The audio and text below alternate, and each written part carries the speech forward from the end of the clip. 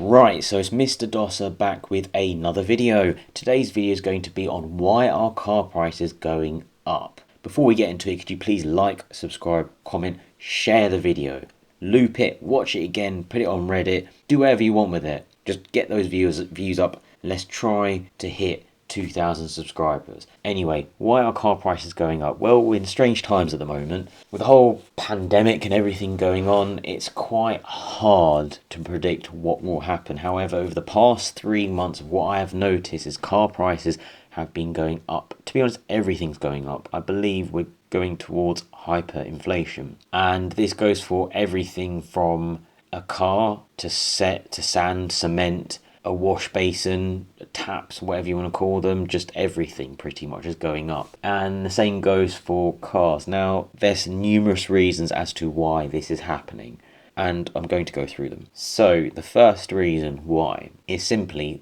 factories have temporarily shut down. They've had to halt production. Now, there's various reasons as to why. First reason, and I guess the most logical reason, would be lack of staff and just general, due to the situation, due to the illness. I can't say the word, by the way, hence why I'm dancing around that word, because I will be demonetized. Not that I make much from these videos, but again, I'd rather not be demonetized this early on. Anyway, because of the situation we're in at the moment and the thing that's going around, it's hard to keep staff in a factory. People will be going off sick, they may not be able to socially distance at the workplace, and therefore factories have had to cut down on their production, which is a given. It's a certainty. It's almost a certainty. For instance, if you put less milk in a milkshake, the milkshake will be thicker.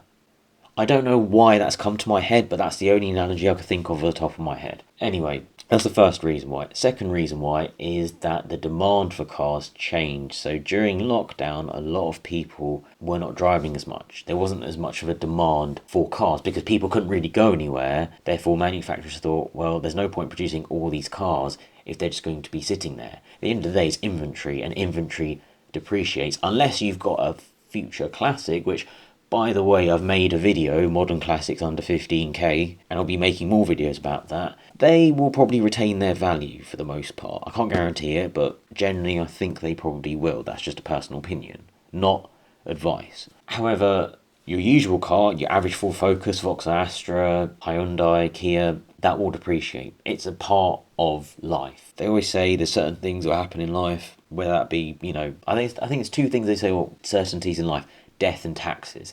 And I guess another one is depreciation. It will depreciate. And due to that, they cut back manufacturing. Makes sense. I understand that. However, on top of that, you have got a shortage of certain components. So I remember Mercedes were having problems getting the supplier to produce the bits for their infotainment system.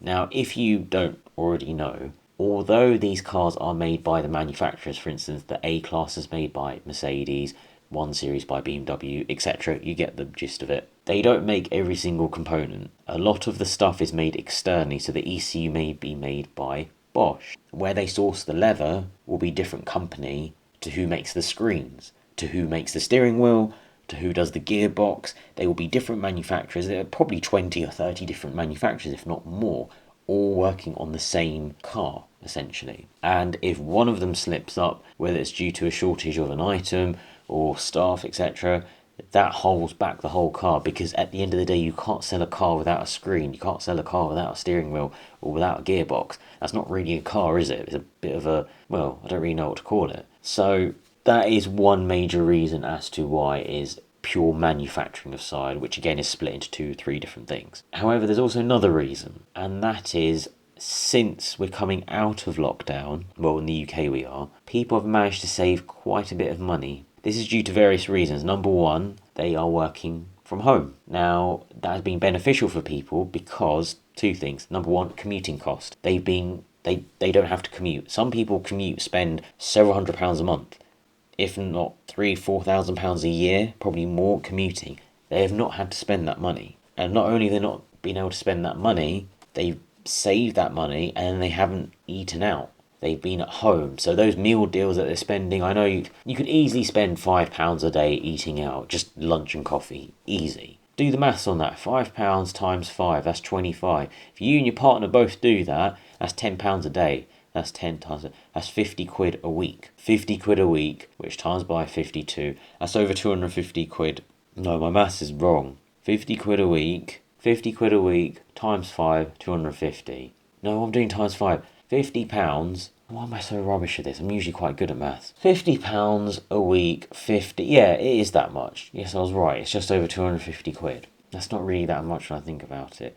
But again, eating out with restaurants after work, wining and dining, etc. Especially in London, it's expensive. Trust me. I've been once or twice. Didn't like it. It's too much money. I'm sorry, it just is. I don't care how nice the food is or how nice the place is. Too much for me. Anyway, and then some people have actually sold their cars. So whilst they're working at home, they're thinking, well, I've got myself a nice Golf or nice 3 Series. I don't actually need it. Let me get the most out of it whilst I can, because it's going to be sitting there depreciating. So they get rid of their car. They're sitting on a stack of money. Some of them have invested that money into stocks whilst they went down during the period, and over the last 6 to 9 months they've just suddenly rocketed up. And in addition to this, people have managed to find other ways to make money, whether it's through online businesses, drop shipping, blah blah blah. I'm not going to go into the different ways because, again, I'm not too clued up. This is just what I've heard from people. Again, it's all anecdotes, not true facts. And from that, I think they've been able to save up a bit of money and accumulate some money. And now that we're out of lockdown,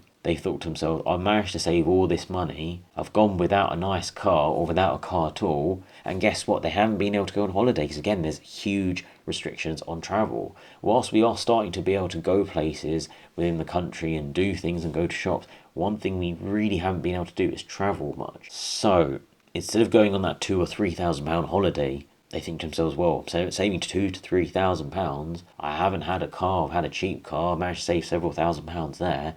We're coming out of lockdown now. Let's treat myself. And I think that is where people have started to buy cars, and combine that demand for cars with a reduction in manufacturing means that there's a shortage of new cars, and that is where the problem is.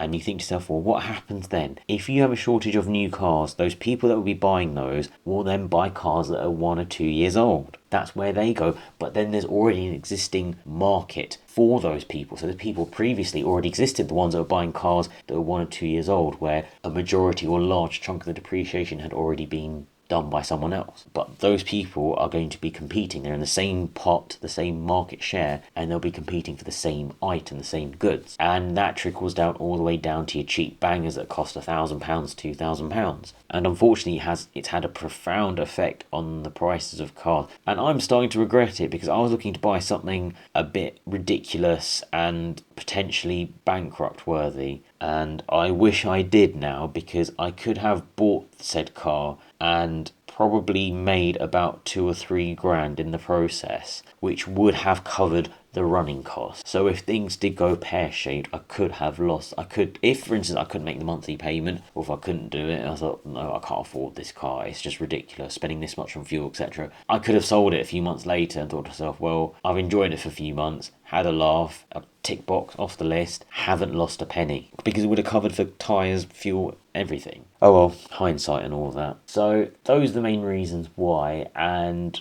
it's unreal because if you look at We Buy Any Car, there's actually a thread on Piston Heads. People have been on We Buy Any Car and have been tracking the price of their own car, whether it's a BMW 1 Series, M2, etc.